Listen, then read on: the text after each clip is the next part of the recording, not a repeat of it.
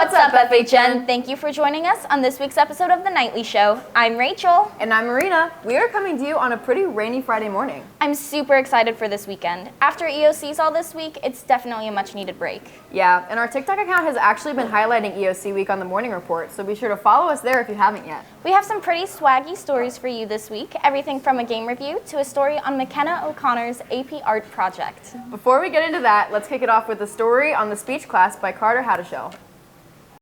The speech class seems simple enough. You learn about different forms of speeches and how to present them. But throughout the class, students are learning about the importance of speech as well. I think giving speeches is important because I feel like in our day and age, like a lot of people in our generation don't really know how to talk to people. A lot of people don't know how to interview. Like giving presentations, people get really nervous. And I used to be the same way before I took this class.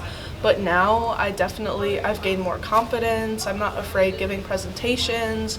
I have way better talking skills and conversations with people, so I definitely recommend it to people who are kind of scared to talk out loud because it definitely helps break the surface.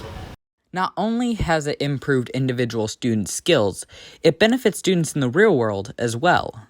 It is a life skill that you're going to have to do the rest of your life. Whether you are terrified to speak in front of people, it's still something that you will have to complete. To get job interviews, to talk and accept any awards that you have in the future, to honestly talk to literally anybody. You're speaking all the time. While speech has its important applications in the real world, it also allows people to be creative and express themselves.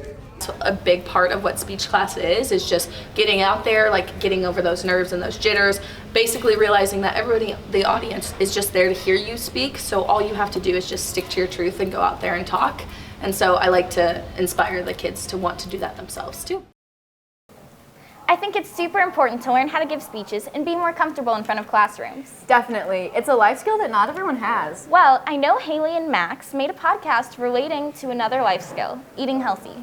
Oh yeah, here's a promotion for Hailey and Max's podcast about the kitchen cabaret. It's a roller coaster based on the 5 food groups. Let's take a listen.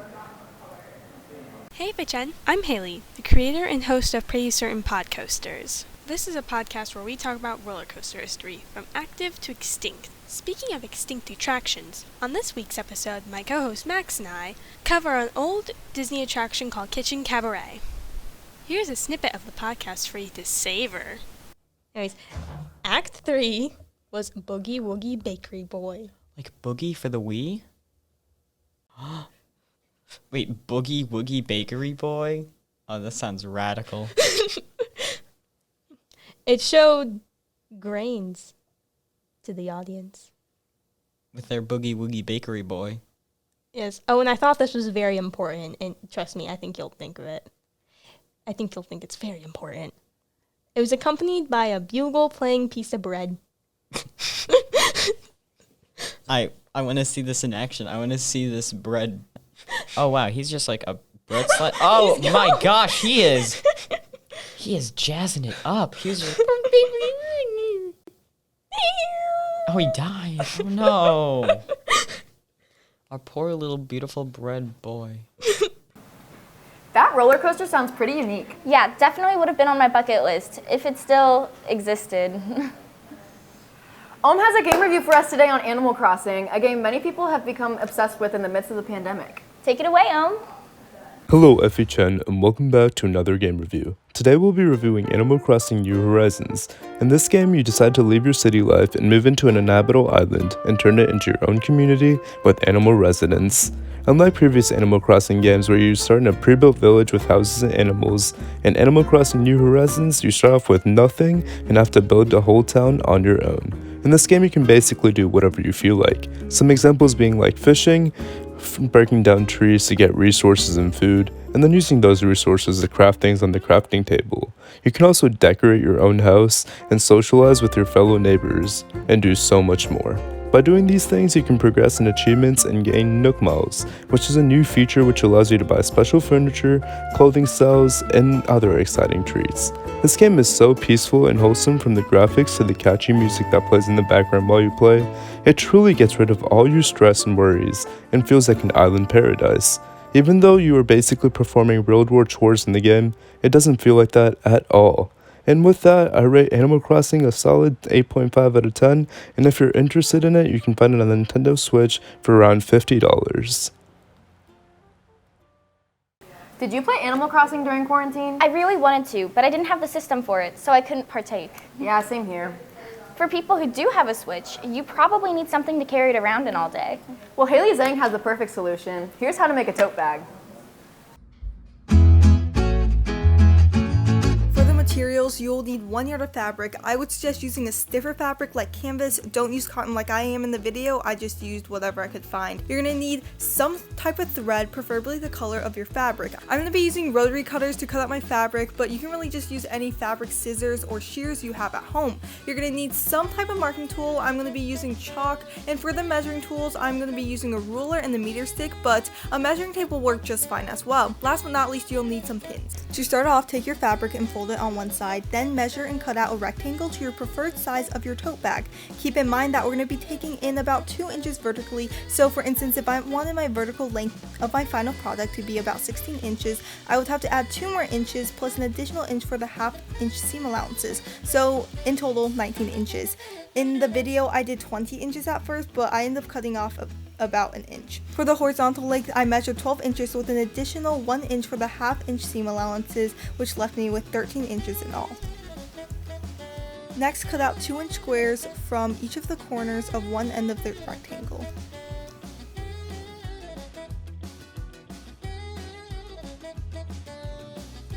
Sew and finish the 3 sides of the rectangle, leaving the top side open. To make the bottom, you're going to take the squares, fold it together, and then sew it. Be sure to finish the edges. After you have everything sewn, press the seams out. For the straps, measure and cut out 2 by 30 inch strips. Fold the straps in 1/4 of an inch on each side and then in half. Press and sew to ensure that no raw edges are showing. To attach the straps, fold the tote bag in about 1.5 inches and then pin the straps 2 inches from the edge.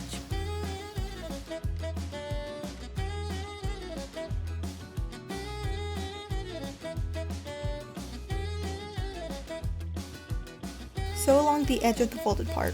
Lastly, secure the straps by sewing an X with a box around it on each strap to the bag. And there you have it, how to make a simple tote bag.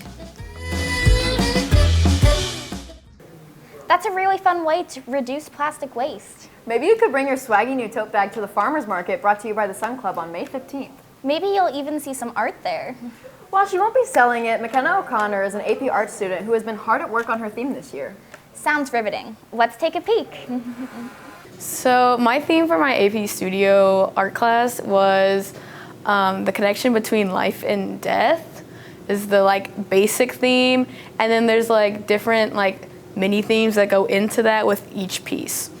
McKenna's work makes me feel kind of a mixture of calm happiness, but also mystery intrigue, because she incorporates a lot of voluptuous blended fabrics, but then really deep symbolism along with the work too that has a little bit of light and a little bit of dark.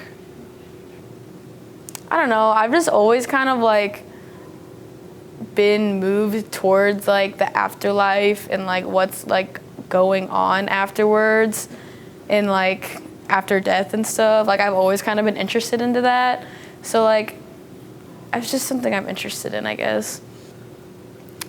I mean, everyone's obviously gone through death in their lives before, they've experienced death in their lives, so I mean, I've gone through that before, but really I just like to draw skulls. I am very excited that McKenna is only a junior because it means I can have her in AP Art and Design again her senior year. So I'm really excited to see what she does next year having the class a second time. That was a really great video, Rachel. It's cool to see all kinds of different art styles. Yeah, one of my personal favorites is music. Well, here's Jack and Will's tier list of hip-hop artists and rappers. Hey guys, I'm Jack. And I'm Will. Make sure to go check out our latest podcast where we rank hip-hop and rap artists. All right, Travis Scott. Not a Travis Scott fan.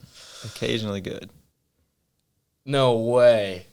There's no way, Maybe Will. third tier. He ruins every song. Bottom. He has to at least be third tier. He can slip in third tier. He gets the greatest beats in the game, and butchers them every time. Goosebumps was amazing. Antidote was amazing. His old music. Rodeo and Days Before the Rodeo, amazing. Birds Sing Trap. Just like he just ruined 5% Tint. That might be a top 5 beat ever. And he just ruined it. If you're interested, go check it out on FHNtoday.com. Hip-hop music isn't my personal favorite, but I definitely agree with those placements. Me too. Very adequate ratings. That's all we have for you today, FHN. Don't forget that AP testing kicks off on Monday, May 2nd, so be studying hard and taking care of yourselves. And again, I'm Rachel. And I'm Marina. Signing off.